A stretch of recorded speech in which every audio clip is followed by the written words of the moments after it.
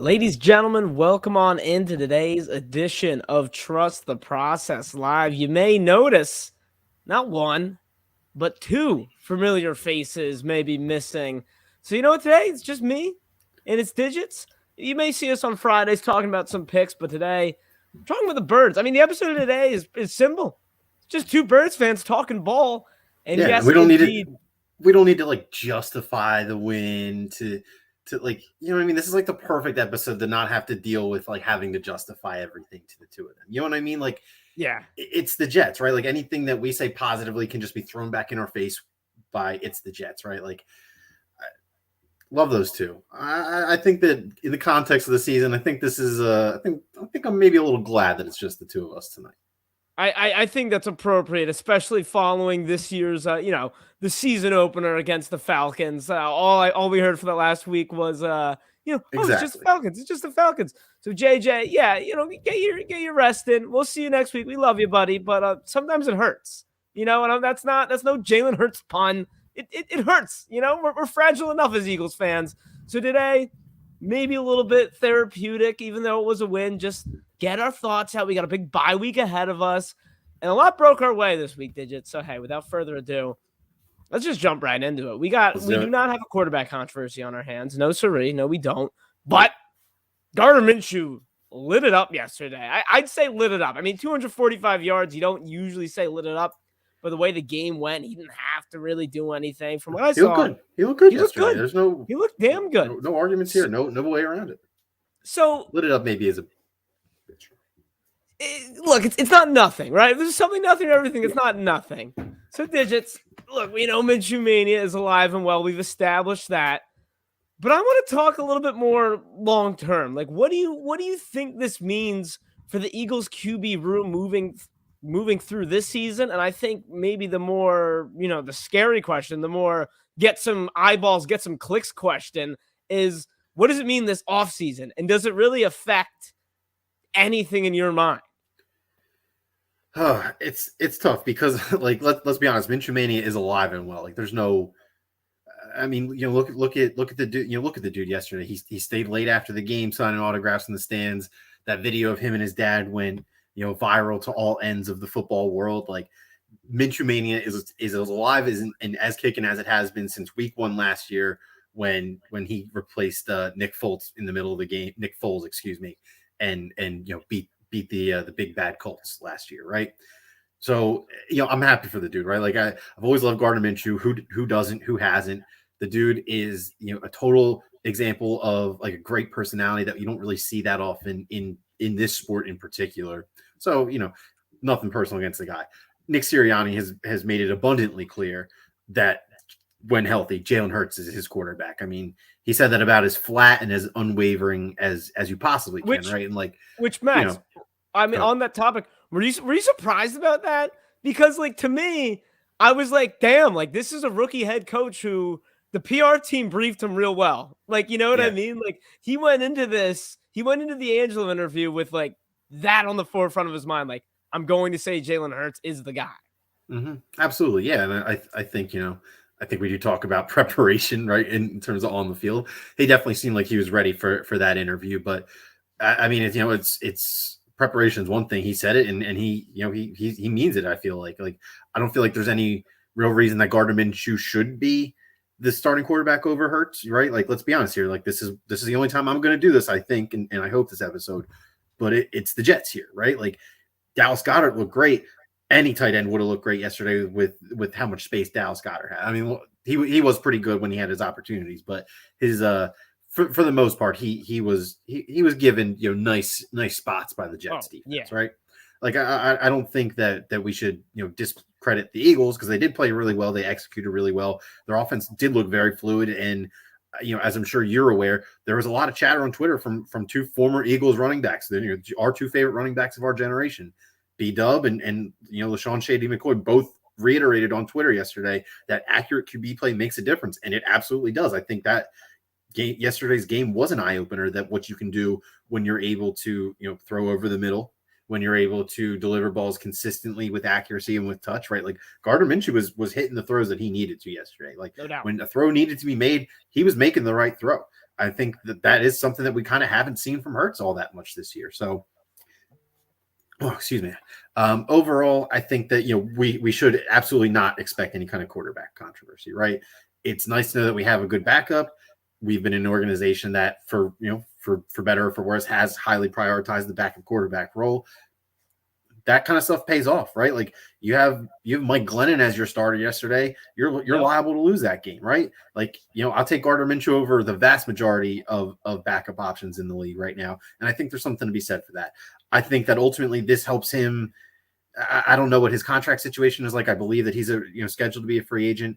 If he's totally cool with the idea of coming back here to be a backup, then maybe. But ultimately, I see this just being the leverage he needs to go and get a nice backup deal somewhere else. No, absolutely. And Max, I mean, without trying to sound too extreme, I think you're hard pressed to find a better backup quarterback literally anywhere. And I don't have the depth charts of every NFL team right in front of me, obviously, but man, he's damn good and he's proven it. Now, I got to give credit to the Philadelphia fans, because while I was watching that game, me and my buddies are going, "Oh, this is horrible." Like we kept reining ourselves back in. We're celebrating, "Oh, go Eagles," and we keep looking at each other going, "Yeah, I mean, the first half was a track meet." What's that? The first half was a track meet somehow. Yeah. Oh, yeah, sure. I can do a track meet. I'm just talking about the discourse going through this week, going through a bye week. If Gardner Minshew lights it up, which he pretty much did, keep saying, "Oh, this is going to be a nightmare." And I got to give credit to Philly fans, because through 24 hours, I actually really haven't heard the Minshew Mania and the lunacy that I was anticipating as a Philadelphia fan, as I've gotten accustomed to throughout the last couple of years. I think that we're very lucky that it was only one game and it wasn't 2 or 3. Well, that's it. That's it. Because I think there are two things I'm getting from this. One is that you have a much different quarterback room and a much different dynamic than you used to have, right? You can say whatever you want. Carson Wentz was, right? He might have changed. Carson Wentz was a diva during his last year and a half here with the Eagles regarding Nick Foles and the backup quarterback. The personalities of Jalen Hurts and Gardner Minshew are tailor-made for Philadelphia sports. These are two guys who get it. They're the hardworking, whatever it takes for the team, whatever it takes to win. Minshew might be a little bit more me, but I don't think that's by any intentional design. I think that's because he plays with such intensity. I mean, he just is a very eccentric personality. Like I think that he's never he's never like, he doesn't come across as selfish in interviews. Like he says all the right things, right? But he's certainly flashier than Jalen Hurts. Yeah. Oh yeah. He's certainly flashier than Jalen Hurts. I'm here for it. I don't know anyone who's really not here for it. Here's the thing, Max, and I'm not saying anything crazy. This is quite the obvious thing. This can get scary. That's the one thing. This can get scary, where I almost want to say when. I'm the biggest Jalen Hurts guy, but I live and breathe. I watch all these games. When Jalen starts looking bad, when Jalen maybe starts having a down game, when you're going through this playoff push, the Minshew Mania, the clamoring for Minshew Mania is going to happen. And we've already seen it. So, Max, I mean, here's my question for you. I mean, like a follow-up, though. If the Eagles start going down in a game and Jalen Hurts is looking really bad at halftime in one of these games where, let's face it, you're in the playoffs. I know things broke for the Eagles yesterday. Every game is still a must-win. Do you start considering going to Minshew in the second half, or do you become one of those Minshew maniacs who are saying, we're down by 2 or 3 touchdowns. Running the ball is not going to get us there. We need to pass. Can we agree on this? Minshew's a better passer than Jalen Hurts. Can we agree on that? Yeah, I'll agree with you on that. Okay. I think that I don't think you, like, at least personally for me, I don't think I could sit here and tell you that the leash isn't some degree shorter than it was. Did it get short? Did it get tighter though? I don't think it's by a significant margin, but I mean, just the fact that you've seen the guy do it when it matters, like it automatically has to, just by nature of the game, that has to make that, that leash that Hurts has a little bit shorter, a little bit tighter, whatever verbiage you want to use. So, to the extent where I think that, it depends, right? Because, if you are serious about making the playoffs, like, then maybe that situation does arise, right? Like if this is, week, last game of the season against the Cowboys, winning, you're in, and Hurts has, his stat line like he did versus the Giants through 3 quarters, and you're down by 17 and not 10, like maybe you have to, right? Like maybe you have to if you're that committed to getting to the playoffs this year. So I do think that it would be, it would be quite the stinker. I think that it would have to be Giants level, or like it would have to be Giants level bad his performance, and defense would have to be playing exceptionally worse. Like that would be that at this point that's a true like spark plug move. Like you basically go for it all. You put your balls on the table and you put Minshew in a game because you know what kind of ripple effect that will have through the team and the fan base and that kind of thing, right? You can get away with that once, but if Minshew comes in and leads an important comeback, then then you're in a tough spot, and you don't want to be, the first example that I think of is Tua Tagovailoa and Brian Flores in Miami when especially early on in the season when the trade before the trade deadline. And Tua was hurt, and they had Jacoby Brissett. There was always like a cat and mouse game every week with the media. Right. Like, I'm going to play who's healthy. I'm going to play who I think's the best quarterback this week. And he would never, just commit to the guy. And personally, I don't want to see that. But, if the backup QB comes in and he lights it up and he changes things for the team, like it's different with Hurts and with Wentz. I think that I agree. The situations that the situation that played out with Wentz and the hypothetical that we're talking about right now, I think should the hypothetical come to fruition, I think they are mostly, the extraneous circumstances are all different just because it's, young starting quarterback gets benched for older backup. And let's not forget, I mean, Gardner Minshew is also really young, right? Like we talk about like, oh, give Jalen Hurts some time. He's finally, I think he's played 16 games now. So you can, say he's got a full season more or less under his belt. Gardner Minshew's, he could, we might only be seeing the tip of the iceberg with him too. I'm not peddling. Yeah, he's Gardner only 25, Minshew. He's right. I'm not sure. Here's my thing though, Max. If this hypothetical comes to fruition, which as we know is way more likely than we'd like it to be, it might be over with Jalen. Like, would you say, like, is it over? That would be. I mean, that would be. That's the can of worms. That's the whole can of worms right there. Yeah, for all intents and purposes, yeah. I don't think they would cut him or anything, but I think the writing would be clearly on the wall, and at that point, it would probably just be a matter of staying professional through your last year there, and then, good luck. Right. And listen, look, I don't want to get too down the rabbit hole. My mind wanders. No, you're correct. If we're gonna, I mean, we're already pretty deep down the hypothetical wormhole, right? So at that point, you get, if that's the situation that you're presenting, us and you and our viewers with, like, that would be the circumstance around it. It would be hard to argue otherwise.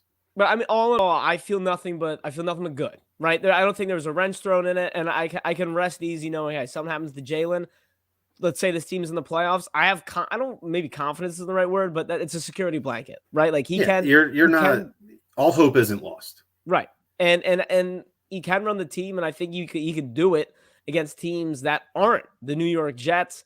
And on that topic, we got to address it, right? This question's even better now that it's just you and me, right? Yeah. This could have sparked a whole, but I want to give my 2 cents on this actually first before I throw it to you. I would be very interested to hear. I think it's always a little different when you're in, the real life perspective versus the TV one. Yeah. So the Eagles look good yesterday. Or are the Jets that bad? And look, I'll start by saying the Jets are that bad, but I don't think that is not at all what I took out of this game. Because yes, they play in the same building, but I mean, the Giants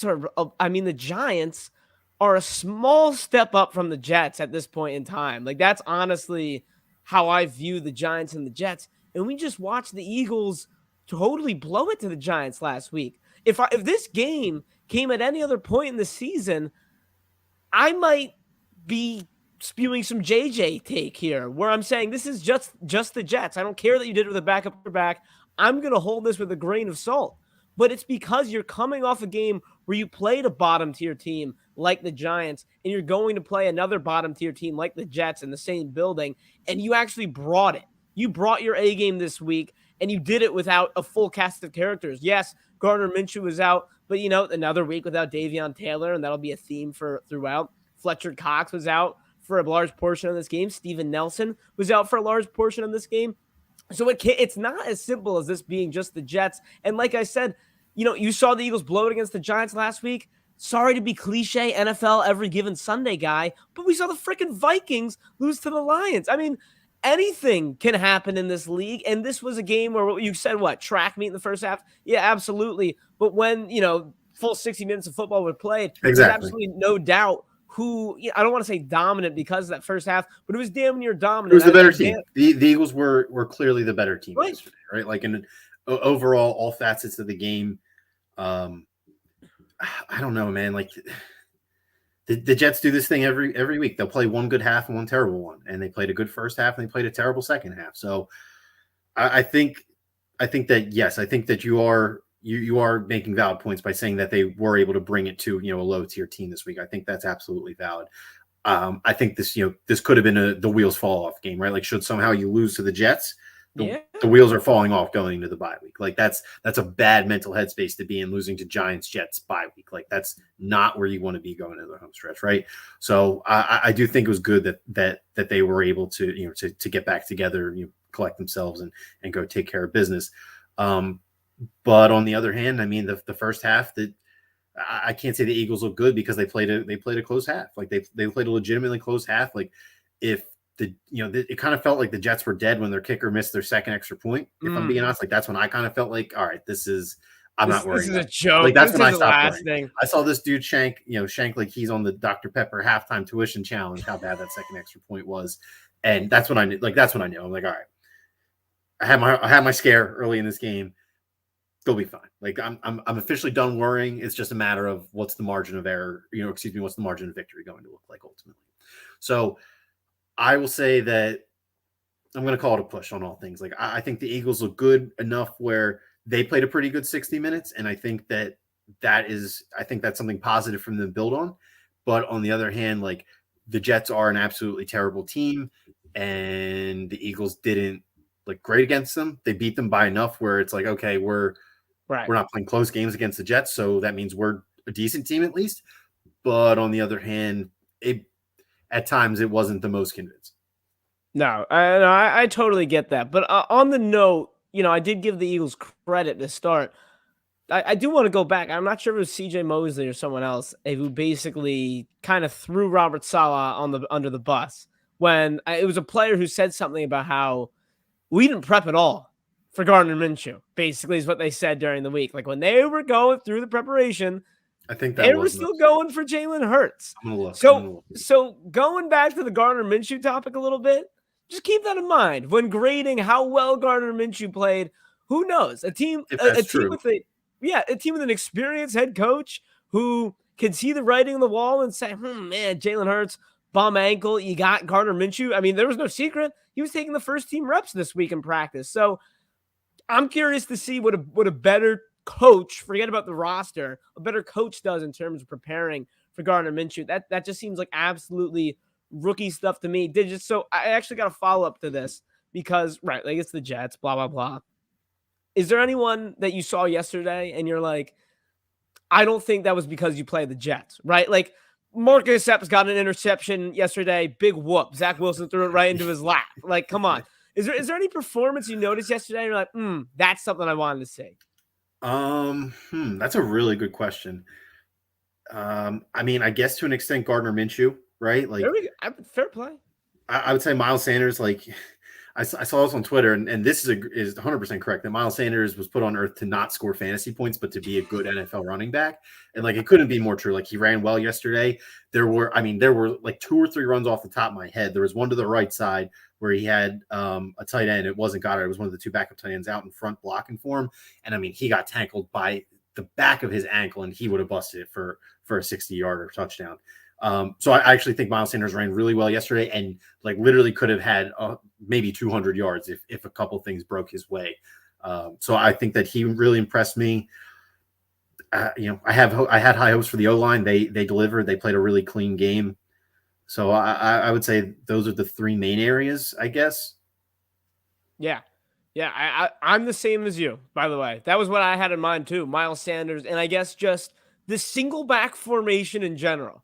Because Jalen Hurts, right? He's shotgun, guy to his right. I understand the whole idea of it is you got the quarterback as a threat to run. They might go the read option. It's not like the Chip Kelly days where you line a guy up to his right damn well that ball's going to the left and makes it easier for the defensive line. The single back formation, I mean, look, Gardner Minshew not as mobile, so they're running, him right under center. Man, did that look like it gave Miles Sanders just a little bit extra explosiveness, a little bit extra juice for him to, he looked more like we talk about north, south, east, west.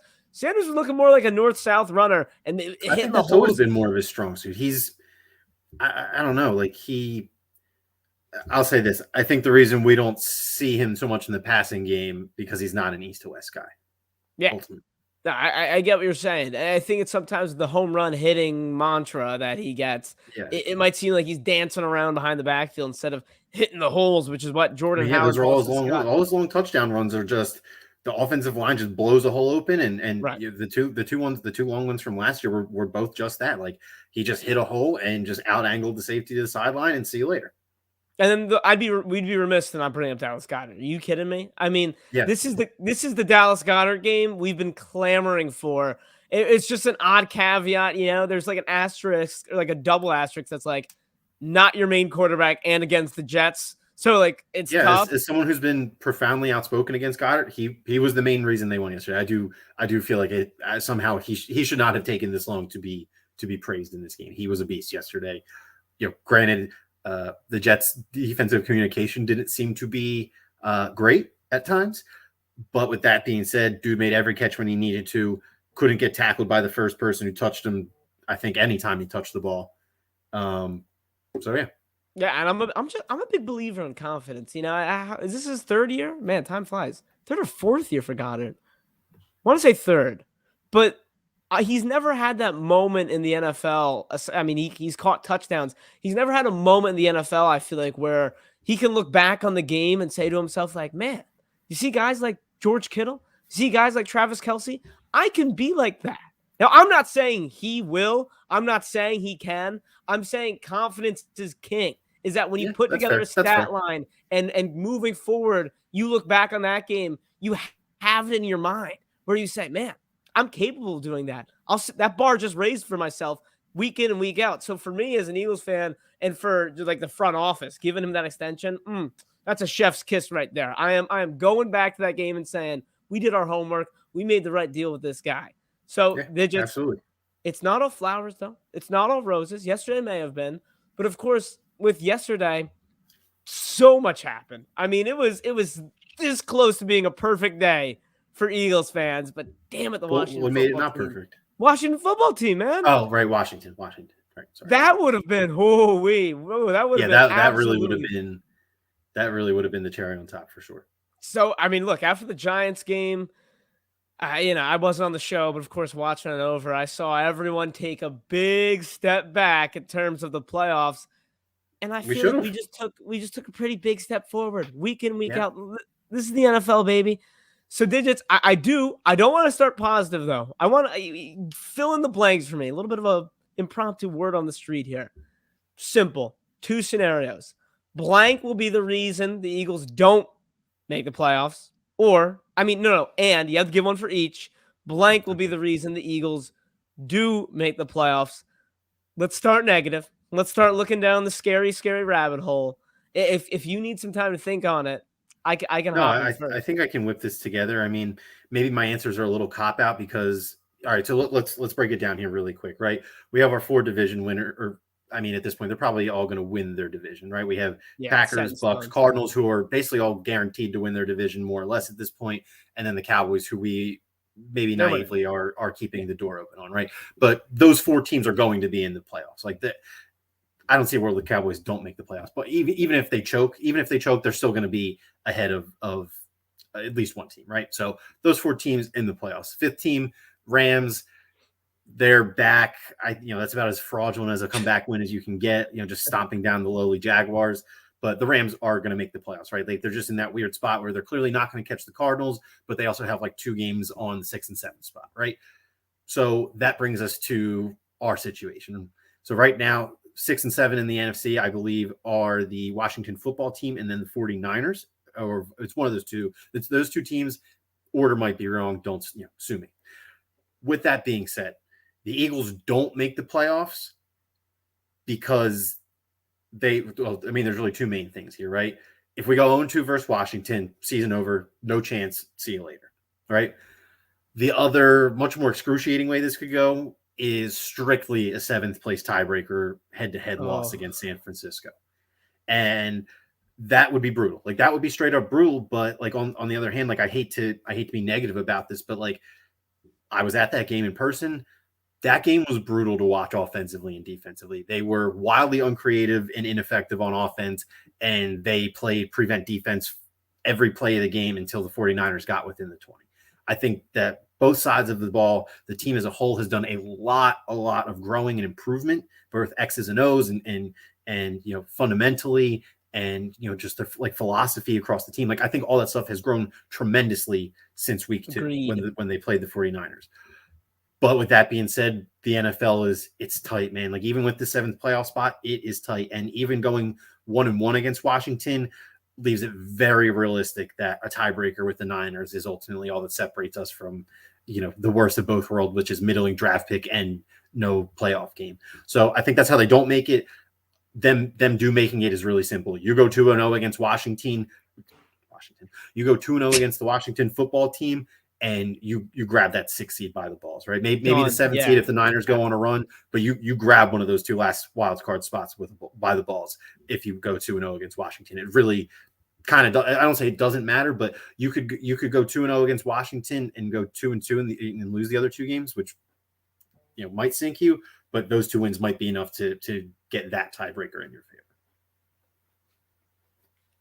Yeah, I mean, those are the scenarios right there. Boom, light them out. I think this part of the season is like more fun than the playoffs. Oh, absolutely. Because I mean, it's so fun. Basically, that's the what makes playoffs. the NFL the best because it's not like the NBA where Sixers play Tuesday, team they're chasing plays Wednesday or Thursday or something like that, right? The head-to-head games against the teams you're directly in competition with in the NBA happen so rarely. It's awesome when they do happen, but just the way the schedule goes, it's not clean until the very end of the season. But with the NFL, the standings are binary, right? Like you go up or down a full game in the standings every Sunday based on what you do and versus what your competitors do. And it makes it really easy to follow as fans. It makes it more intense for players. Like it's so awesome as a fan, when your team and the NFL, kind of scheduled around this to make sure it doesn't happen.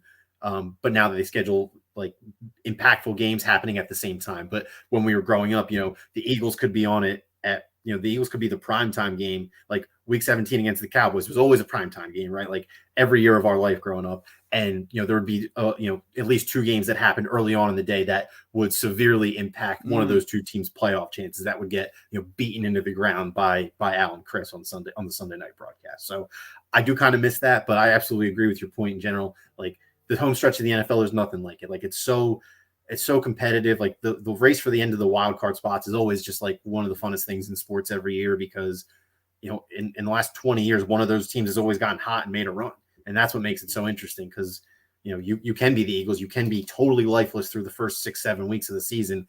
But, if you get hot at the right time, you can be the team no one wants to play. Look at, this will be the last time we mentioned them. But look at the Washington football team, as I like to call them. Look at them last year. They were average at best. They got hot going down the stretch, and they were still a bad team overall. But they gave the team that won the Super Bowl a hell of a game in the first round.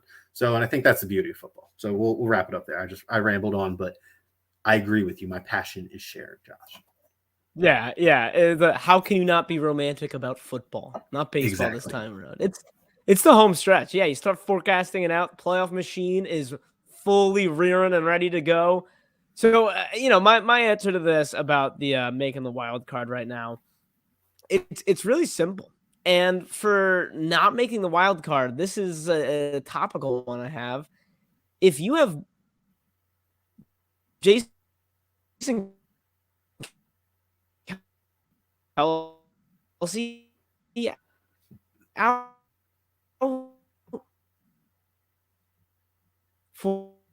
for almost any of these games, I don't know how you make the playoffs. I truly believe that Jason Kelce at this very point in time is the most essential, not for just this year, the year before that, the year landing, depending on, who's hurt and where he plays. What I attribute this offensive line's success to is the battery. It's Jason Kelce. The way he keystones the offensive line, both literally and figuratively. You got these young guys. He's bringing them up. He's showing them the ropes, and they're taking it in stride. I mean, we're seeing this with Mailata and Dickerson. Him going out yesterday scares the living hell out of me, and I'm so happy. We were dreading this bye week. This bye week, actually, I feel like is perfect because it gives everyone a little bit of time to get better. Hurts and Kelce, yeah, I'm the thinking random about nicks specifically. and bumps they got yesterday. Great, like Say that again? Slay. I saw Slay came up holding his arm towards the end of the game. As we mentioned, Fletcher Cox missed like a quarter and a half. Right. Steven Nelson exited early. Jason Kelce went down. I mean, there was like literally 3 minutes left in the game, and Kelce goes down, and that was like, that's like literal hell on earth for us Eagles fans, is seeing someone that important to the team go down in in a 2-possession game with 3 minutes to go, and you're just trying to run the ball and kill the clock out to get out of there healthy with the win, right? So. I agree. I was trying to keep it more in terms of the actual scenarios, right? Because let's be honest here, Jason Kelce injury, or a Lane Johnson injury, I'm done putting bad vibes out into the universe. But a key player injury could be enough just to sink us on the spot. It wouldn't matter about the matchup. So I try to keep it more numerical. Right. No, that definitely makes sense. But I'm going with Kelce over literally anyone on this roster. Like, I don't think there's I would agree. Anyone on this roster that's more. And I don't want to pick on him, but Nate Herbig, every time he comes in relief for Kelce specifically, I mean, it's a huge downgrade immediately. And I like Herbig. I think he'll be all right ultimately, but center doesn't really seem to fit his jive.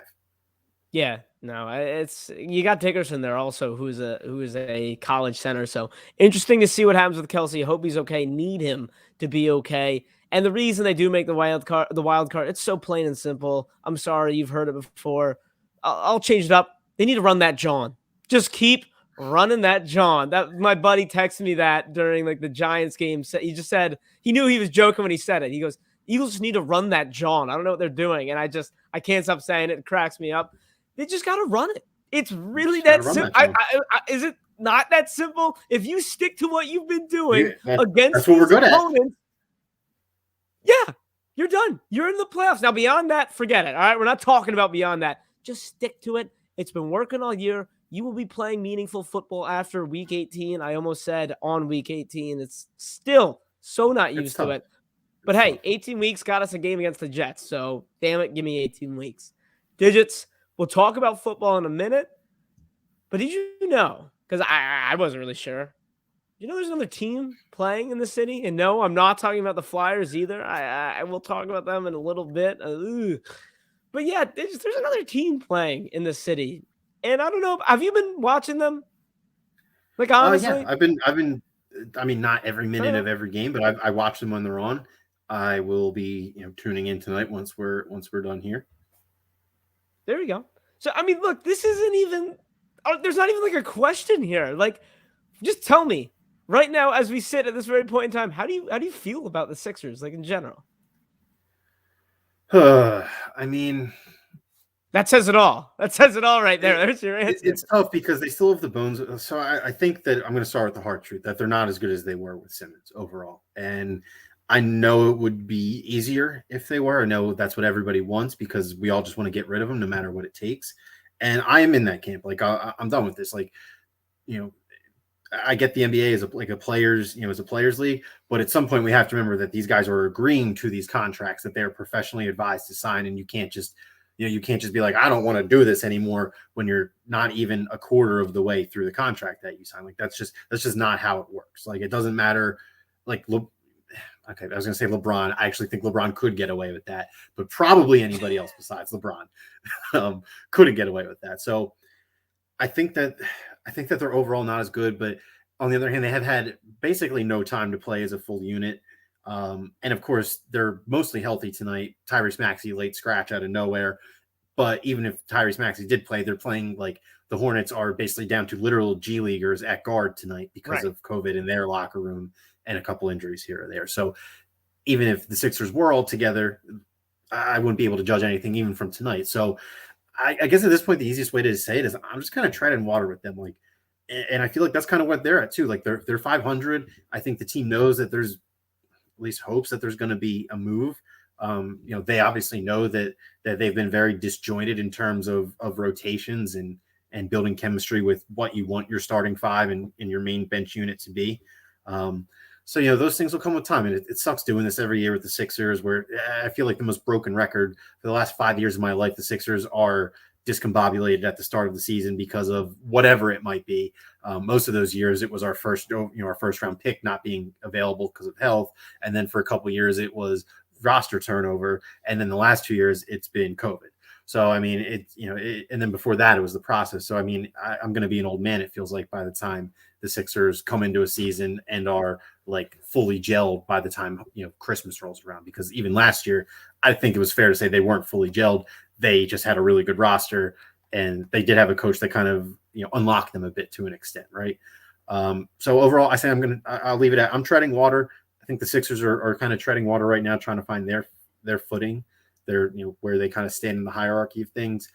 I don't know if the playoff seedings will ultimately show it, but I do think that we are still one of the best 4 teams in the East overall.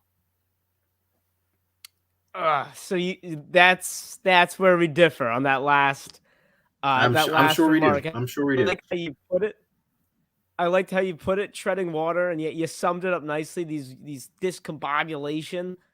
I would say I'm treading water, but my head is submerged underneath the surface at this very point in time. And I think you're drowning slowly is the term for that. Exactly. I'm slowly drowning, man, and I really want to breathe. I think it's possible I'll make it above the surface eventually, but where we sit right now is actually the worst I felt in quite some time. And the reason I say that is because of today's rumor about Damian Lillard. And for, I was going to say a year. It feels like a year at this point. For what feels like a year, we've been talking about the Simmons for Damian Lillard crazy potential trade and who would we have to package. Today it comes out that Lillard actually wants to play with Ben Simmons, with the new Trailblazers GM. An unfortunate plot and twist. All the reports are talking about a CJ McCollum trade and all this good stuff, except for I don't think this stuff is good at all. To me, this is by far, like today, the worst spot the Sixers have been in a long time. Because before, CJ McCollum to me was always the last grasp. And now today, Sixers fans and media members are talking about CJ McCollum and Anthony Simons in a pick as if that's a legitimate great haul for Ben Simmons. Yeah, Max, I'm on the same point. I mean, I don't know who is it at this point. I just want him to be gone. But it sucks. The way things are now, it sucks. It's not our fault. We pay our taxes. It's damn number 25 guy driving us all crazy. But the bottom line is it is what it is, and there's really nothing we can do about it. I look at this team right now, and I see a team that, for the first time in a while, has absolutely no identity. The identity has been Joel Embiid, and right now that guy is floundering out there, right? We're using all these ocean references. Embiid's floundering right now. He is not the Joel Embiid we know, and I think he will be back long term. I'm not saying put a fork in this guy's career. I don't see his COVID recovery has certainly not been it hasn't been smooth on the court. Well, you call it COVID recovery. I call it meniscus recovery. I'm not sure he had a really bad bout with COVID. I think this is all still the meniscus. I think he's really struggling. You got me curious. Sixers are down 3 right now. Sorry. Right after you just bash the Hornets, rightfully so. But it's just I don't know. I just have no idea where to go from here. Sure, go get CJ McCollum and be a perennial 5th seed every year with this ragtag group of guys in Joel Embiid, who right now isn't even playing up to what we know he can play. I'm nervous, Max. I'm nervous for the future, terrified for the season. I didn't have high expectations for the season, and they just got lower. You need Tyrese Maxey to take a leap faster than I think we were expecting him to. Because CJ McCollum, nice piece to have. You need that. You need not killer is the word I want to say. You need a superstar, or at least a star at point guard. At point guard. And Tobias Harris is certainly not it. I know everyone in the whole city's had their bouts about the status of Tobias Harris and how good he is. He's not that good. I'm sorry. I should say he's not that great. We know he's good, but he's not that great. So I don't see a group of Danny Green, Seth Curry, CJ McCollum, Tyrese Maxey, and then Tobias Harris and Joel Embiid really doing anything. That's my 2 cents. We have not talked about the Sixers almost at all this year because there hasn't been much to talk about. It hasn't been sexy good. It hasn't been sexy bad. It's just been bleh. So I had to check in and it's a new I'd much starting prefer five talking about almost the every Eagles game team too. for 10, 15 games straight. So Right. And look, who knows? Who knows what will happen? It's just we watch basketball. We see the writing on the wall. We know how you win championships in the NBA, and it's not with adding CJ McCollum and Anthony Simons and Rocco. I love, like absolutely love all three of those guys I just named. But I'm like I'd be more interested as a fan. I like those guys. When we're talking about getting past the second round of the Eastern Conference, that's not what I love. That's just how I feel about it. Max, you got any? I mean, I'll say words this: on the Sixers here? we're never going to see Simmons again. So to keep your hopes up, like anything we get for him is an improvement in terms of on the court product, right?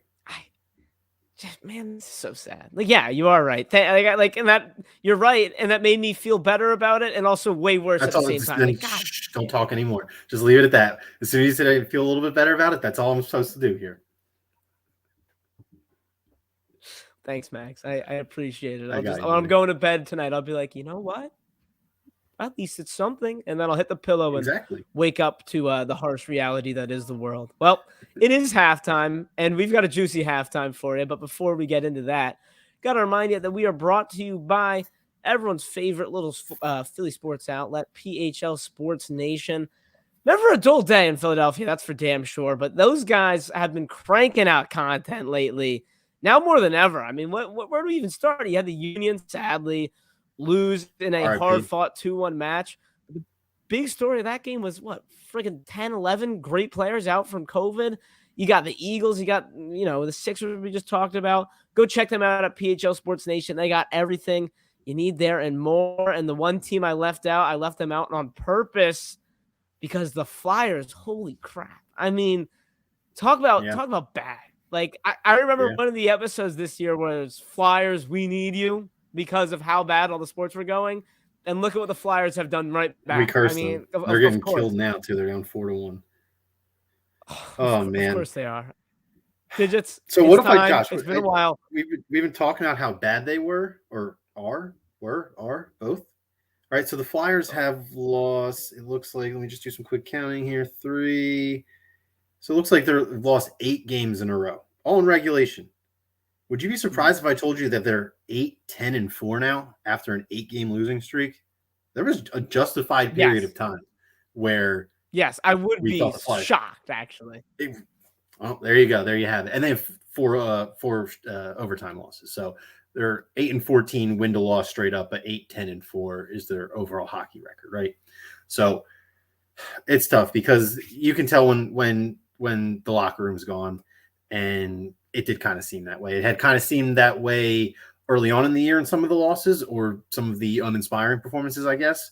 But they were winning close games, and when that kind of stuff flips on its head, that's how you go on an 8-game losing streak. Trust me, all these games that they've lost, I don't think any of them have been 1 goal, and I think that's really where the issue comes in, is that you're getting pummeled by 2, 3 every night on top of a group that already seems relatively disinterested in their coach. So, I've never really, I've said this before in all the other iterations of us talking about coaches getting fired. I'm never that guy to pull the trigger quick, right? Like if I've turned on a coach, then it's time. Like I am the last bastion of solitude for most coaches in the city here. With that being said, it was clear that AV needed to go. I'll say this: every time every couple of years we seem to do this. Is Giroux, should we trade Giroux? Should we blow it up? Should we rebuild? I've always stuck up for Giroux. I think he is a hell of a player. I think maybe this would be the time to do it if you're going to. If you don't do it this year, the dude needs to retire a Flyer. Like we need to put this to bed. We need to give him we need to give him a career contract because he has been playing well. There's not a lot of years left for him to be this good of a player and for us to get a serious return on investment for him. And wherever he goes, I'll support him. Dude's been one of my favorite Flyers for a long time at this point. But with that being said, at some point you have to kind of accept your fate. And if we are going to go in the shitter this year, then maybe you got to ship him out. Thankfully, we're doing this whole coach swap you know, really, really, really early in the season, right? This isn't a fire the coach and 10 days later is the trade deadline, need to figure it all out at once kind of deal. So that's the positivity I'm going to take from this. If for some reason they rally around this new coach, like we see it in hockey all the time. 2 years ago, the St. Louis Blues were the worst team in the league through like 54 games or something and won the Stanley Cup. So there's always time for a new coach, especially in hockey. Hockey is I don't want to say it's the most, there's no difference between coaches, but hockey seems to be, if your coach messes with your group and he didn't start with them, it's a lot easier to get up, get up to speed with each other than it is for, basketball or for, football. It never happens. And if it does happen, it's just an interim. So we won't even count that. Baseball is kind of the same thing. So I'll leave it at that. Good luck to Mike Yeo. Yeah. It's pronounced just like it's spelled, Y-E-O, Yeo. Good luck to Mike Yeo, Flyers interim head coach. I'll be pulling for you, and hopefully we make one hell of an underdog run. There you go. That's my favorite minute with Max, because I'm over here, casual Flyers fan, and I'm like, wow, the sky is falling. And then you know what? It does feel like it. It certainly feels like it. Falling. You're like, you know what? The sky is falling. But believe it or not, in hockey, you're allowed to put the sky back up. So that's what I'll take from the minute with Max. Go Fly, guys. It's not over yet. I was like, man, another year, no playoff hockey for me to bandwagon on. One quick tip for you and all the viewers out there. If you ever want to know, like, you sound hockey, the 2019 St. Louis Blues, worst team in the league through 55 games, won the Stanley Cup. I mean, it's just such a perfect thing to be able to pull out at all times.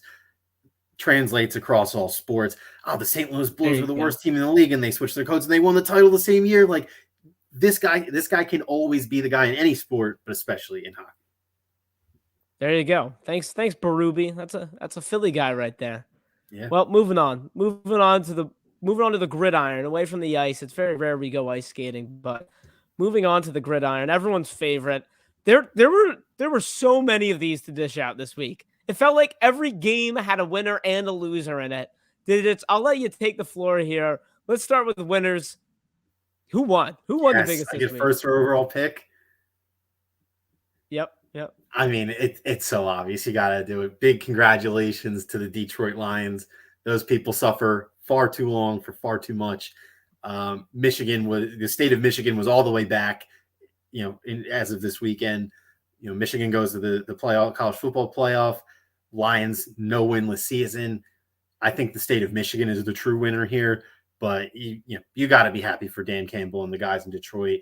They actually have for a team with one win, they actually have the 5th worst points margin, right? There are 4 teams with worse margin, like overall plus minuses on the season than the Lions. Yes, that's correct. Yeah.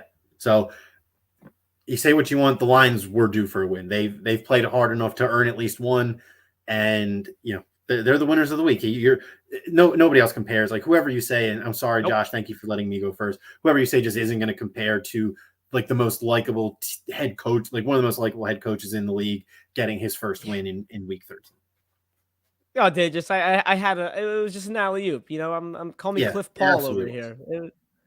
So anyways, I'll just brush through my winner, right? Because you're right. I mean, that was the winner of the week. Vikings are also kind of the loser of the week, but they're off the board already just because, damn it, we love Dan Campbell. My winner of the week, I'm going to go with the duo of Justin Herbert and Brandon Staley over there for the Chargers, because this was, like, on paper, the matchup of the week, more or less, because both of these teams are very electric. They're young, and you also really have no idea what you're going to get week in and week out while they're making their playoff pushes. Chargers, Bengals, I think they're both going to make the playoffs when all the chips fall, and I might have given away the next question here. But look, it's really simple. This was just like this was a get-right game for the Chargers, in my opinion. I believe in them. I don't think they're a 41-point team week in and week out, but I think they're closer to a high-powered offense and not a contender, but a team that can make a contender really scared going into a playoff game than the team they've been a few of these other weeks. On the flip side, what's up with the Bengals? What is up with the Bengals? You never know what you're getting with that team, but you got to give credit to the Chargers. I know I picked the Bengals in my couple of pools this week. I love myself some Joey B. But yeah, no, credit to the Chargers here. Moving on to losers. I'll take the loser. I'll take the loser first here. It's Lamar Jackson. Go for it. It is Lamar Jackson and the Ravens. That is just an absolute that's a stinker of a game right there. And if you caught Max and I doing trust the picks, I should have caught myself when I took the Ravens -4.5 because I set myself up for exactly what this game was. Oh, historic rivalry. Going to Pittsburgh. Throw the records out when you go in It was here. a throw the And I record books out game. and it was. I said you can't throw the quarterbacks out, and I was right. You can't, but it looked like both quarterbacks could have gotten thrown out in this one. Just Really quick, in your yeah. defense here for that pick, just to I got my boys back here.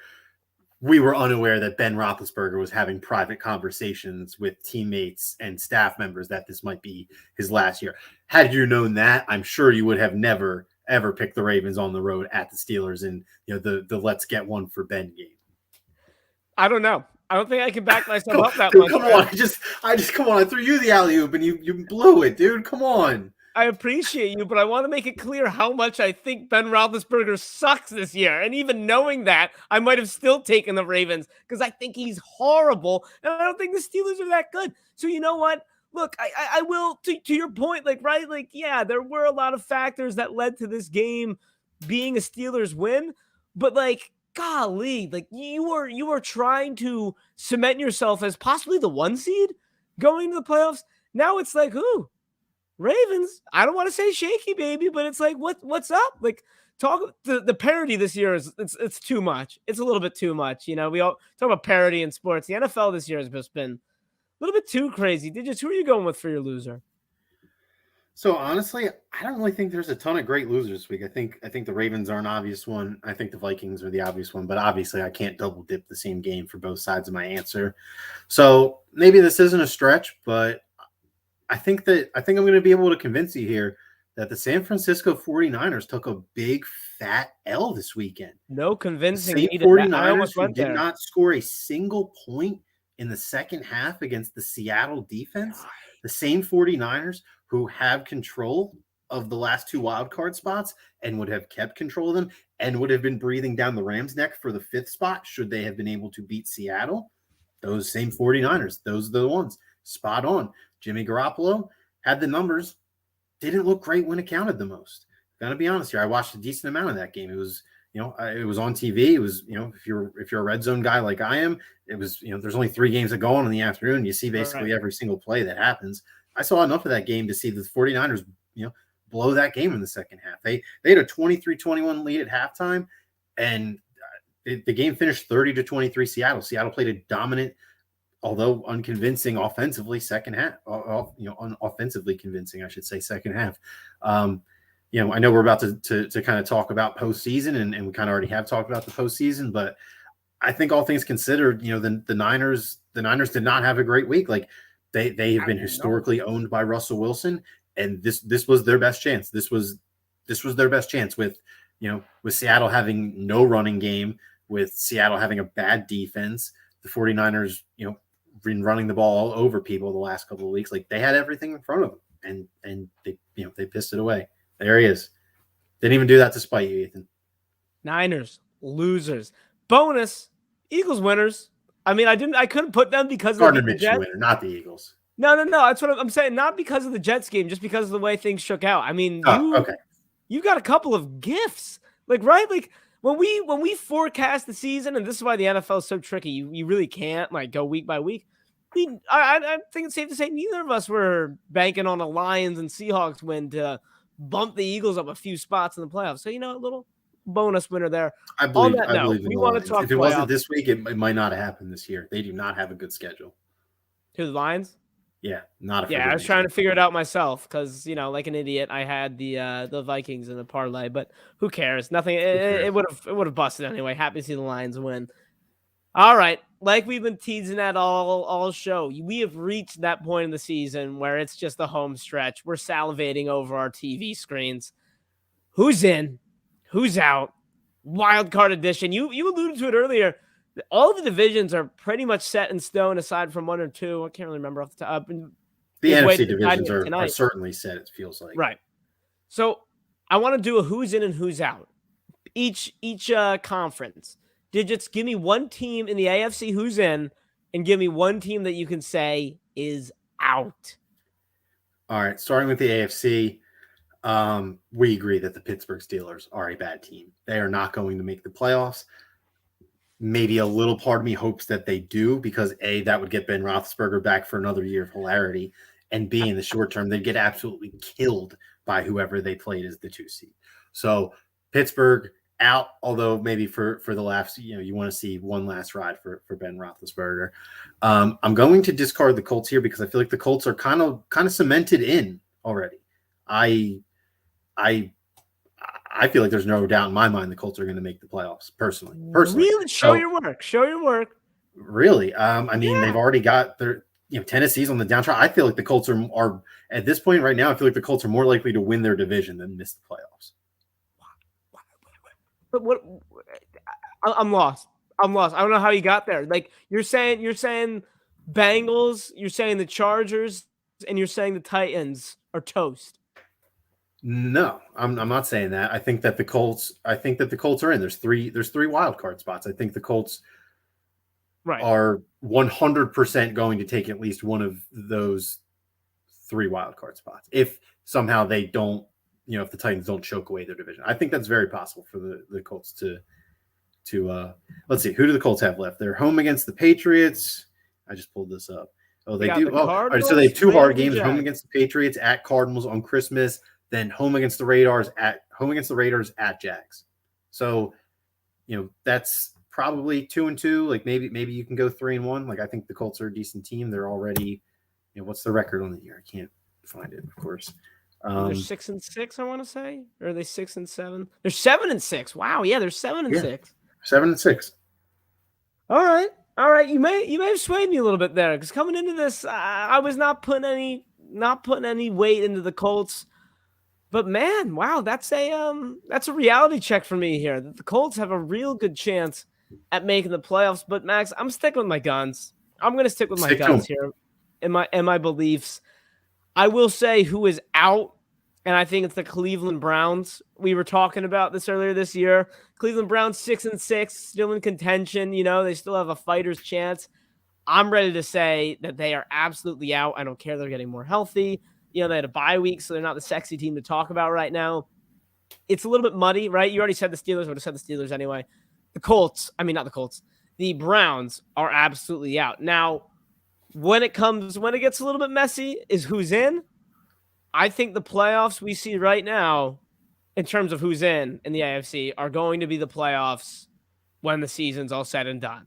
Give me the Chargers. Give me the Bengals. The Bengals do have a little bit of a harder schedule. They play the Niners, they play the Ravens, and they play the Chiefs in the schedule. Well, okay, I'll just rattle through the whole rest of the schedule. They play the Niners, Broncos, Ravens, Chiefs, Browns. That's not easy. That's absolutely not easy. And I am not I'm not a fool to that. I think they beat the Niners. I think they beat the Broncos. And I think they beat the Browns. So there's 3 wins right there. And then it gets a little bit shaky against the Ravens or Chiefs. I don't think they had to win either of those games either, if I'm not mistaken. Bengals already have 7 wins. They're in the playoff spot right now. Yeah. I think the 3 wild cards in AFC are Colts, Chargers, Bengals after yesterday. They're right now they're Bills, Chargers, Bengals, but a lot could change based on the Patriots are right. Based on the game tonight. So yeah, that's who we got in and out in the AFC. Now let's flip over to NFC. This is scary because it's got local implications here, but in general, who do you think's in and out? Oh man, I wish I did more schedule review in preparation of this question. I will start by saying who's out, and I do think the Vikings will end up missing the playoffs. I think that all their close games. I mean, you kind of deserve to not be in the playoffs if you don't win any of those close games. You know what I mean? Like, I think. I mean, obviously, losing to the Lions is a huge hurt. They still have to play the Packers again this year. I know that. I'm actually going to pull their schedule up right now before you do yours because I'm not going twice in a row. Viking schedule is they have the Steelers on Thursday. Oh man, maybe they're sketch. Okay, so the Vikings' remaining schedule is this: Steelers on Thursday, at Bears, home Rams, at Packers, home Bears. So they've a coin flip game with the Steelers, 2 games against the Bears, Rams Packers, I'm certainly not going to be feeling confident in the Vikings in. I don't know. If they were 7-6, I think they could get away with this. But they're 6-7. It just feels like between tiebreakers and I don't know, my gut. I guess I don't know. I'm putting my money on the Vikings out. Just this doesn't feel like a year that they're going to make the playoffs. It just doesn't. They've lost too many close games. They gave the Lions their first win.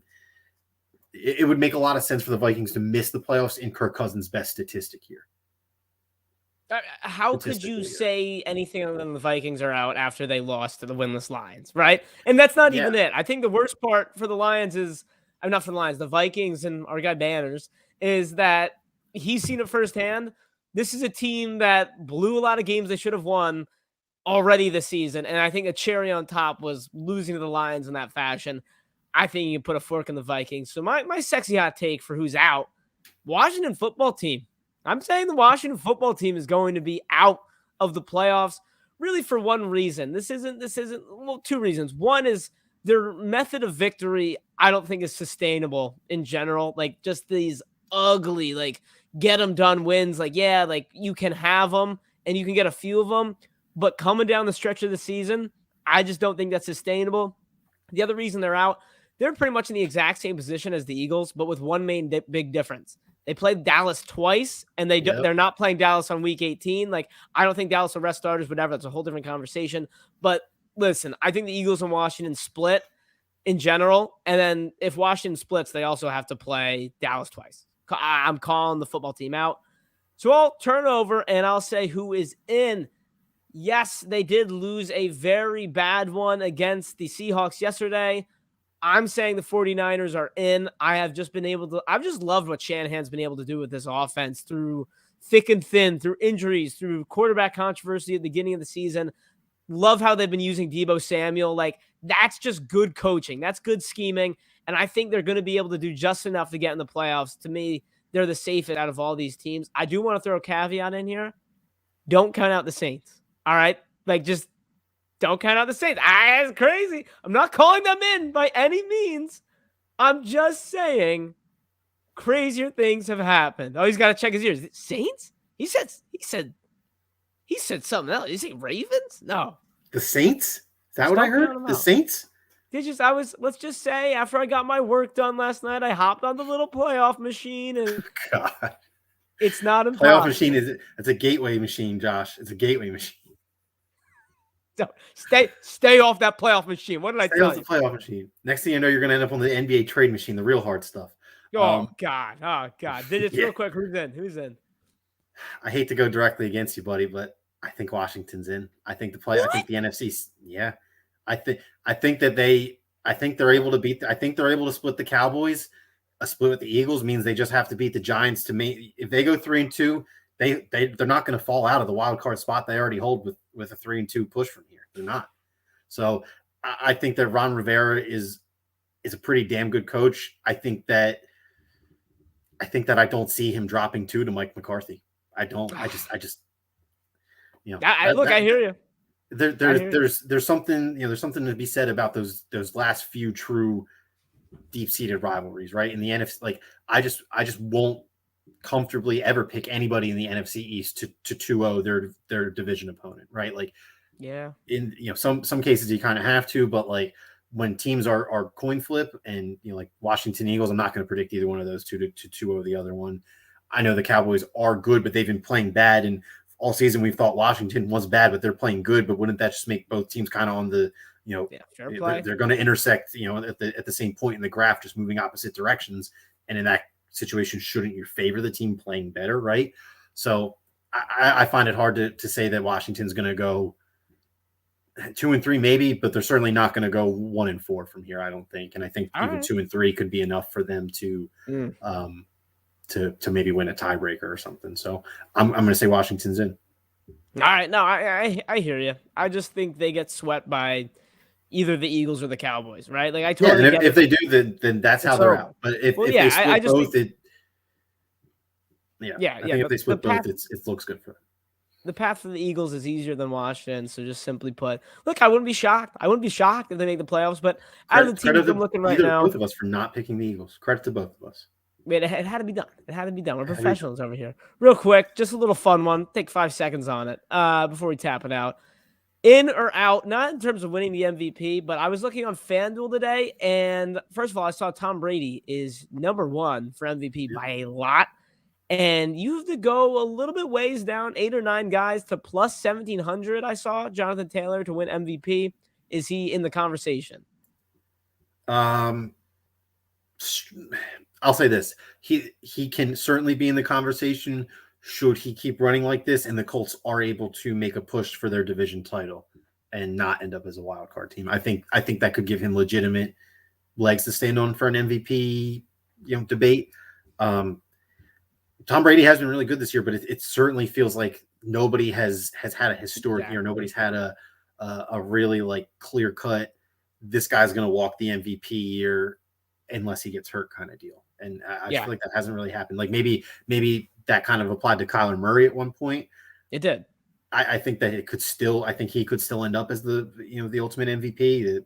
It feels weird, but I mean, he came back yesterday. He had a hell of a game. He had 2 rushing touchdowns, road win, 2 throwing touchdowns, 250 yards in the air. Like if Kyler Murray were to win an MVP, I need to see a few pieces of hardware on Joel Embiid's desk for this exact reason. All right, maybe I'm salty because of Embiid for that exact reason. Yeah, no. I think he's an outside shot, but I mean, like he was the guy early on in the season, and I would say before his month hiatus, he was probably the slight MVP favorite. Being the Cardinals 1 seed, all that stuff, right?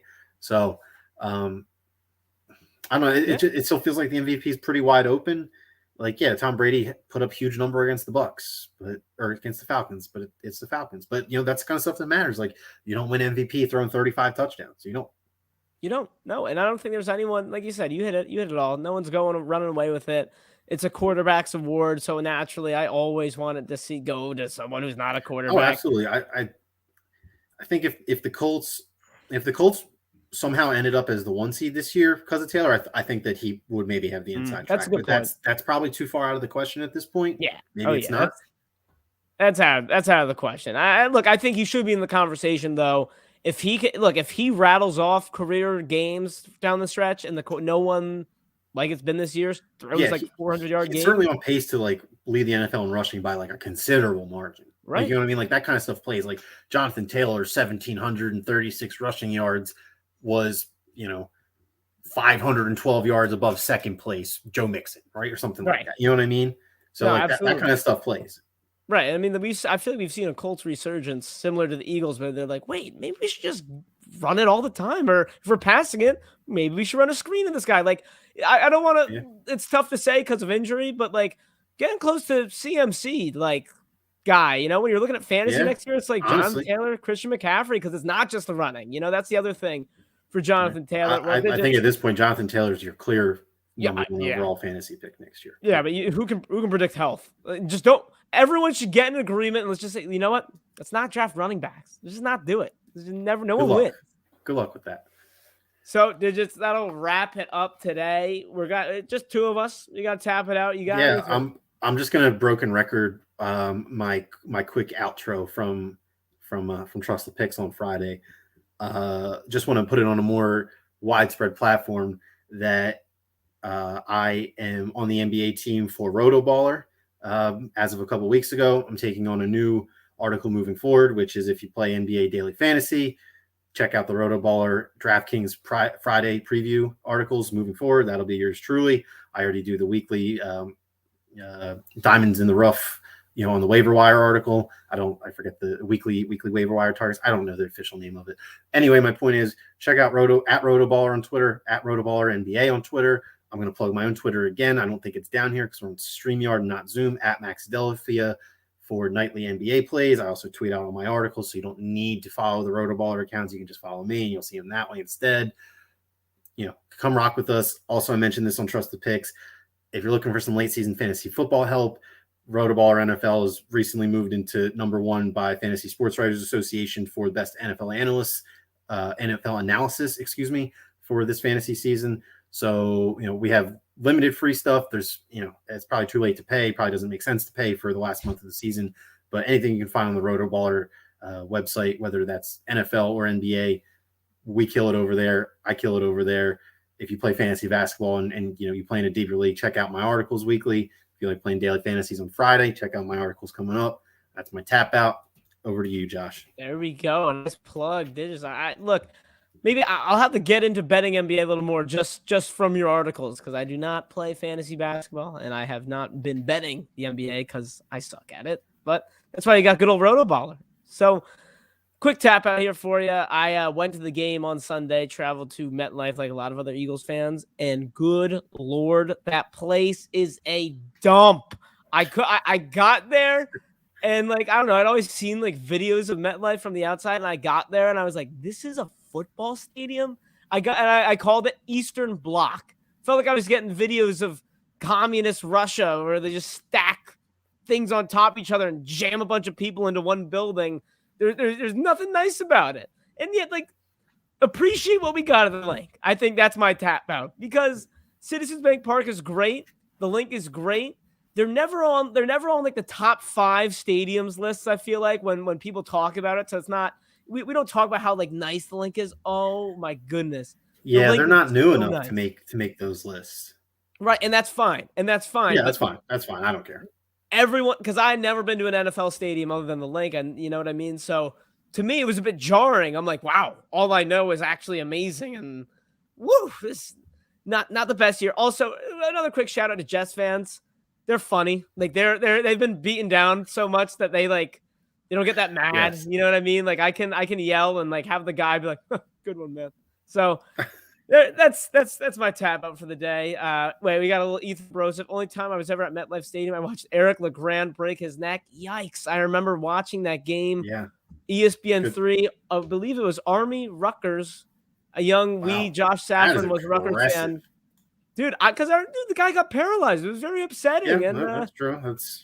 I remember being so invested in every Rutgers game. I would like go watch on my laptop because they weren't televised. And that one stood out to me too. So good shout out, Ethan Broseph. That'll wrap it up for Digits and I. Just a couple Birds fans talking ball. And as always, Birds fans talking birds, baby. Birds fans talking birds. Back to regularly scheduled programming next week. Yeah.